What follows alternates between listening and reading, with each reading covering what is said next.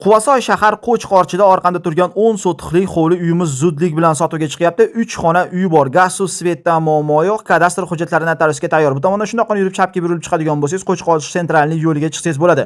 Mana mahallalarga shag'al to'kib qo'yilgan ekan. Tez kunlarda bo'tlar asfalt bo'lar ekan do'stlar. Maktab yaqin ekan, bog'cha yaqin ekan, magazin yaqin joyda joylashgan ekan. Farg'ona shaharida sentriga boring, yana bir 6-7 daqiqalik yo'l xolos do'stlar. Bismillahirrohmanirrohim deb darvozadan kirganimizda chap qo'l tomonda kattagina plashadga xohishga qarab bo'tga ham bemalol chiroyli imorat solsangiz bo'ladi yoki agar sizni 2-3 ta o'g'il farzandingiz bo'ladigan bo'lsa, bu joyda bemalol 2 ga 3 ga bo'lib, yonma-yon farzandlaringizni joylab qo'yishingiz bo'ladi. Kattagina tom orqasiga ega ekan, mana ko'rishlaringiz mumkin. Bu joyda bemalol chorvachilik bilan, parandachilik bilan ham yoki o'sha tom orqachilik bilan ham shug'ullansa bo'ladigan joy do'stlar. Agar sizga ma'qul kelayotgan bo'lsa, hoziroq tepadagi raqamlarga bog'lanib, bitta qo'ldan uy egalaridan ushbu joyda xarid qilishlaringiz mumkin. Qo'limizdan kelgancha siz aziz obunachilarimizga ushbu uyda ma'lumotini yetkazishga harakat qilyapmiz. Buni kvartiradan zerikkan obunachilarimiz bo'ladigan bo'lsa, hoziroq ushbu joyda qo'lga kiritishlaringiz mumkin. Narxi 50 ming dollar baho so'ralyapti. Albatta o'tib beradigan joyi bor. Men hovlini sizga 100% ko'rsatib beray, sababi tushunarli bo'lishi uchun. Hovlimizni bu tomonida ham mana kattagina joyi bor. O'sha uyda qirg'og'igacha bo'ladigan bo'lsa, bemalol darvoza qilib,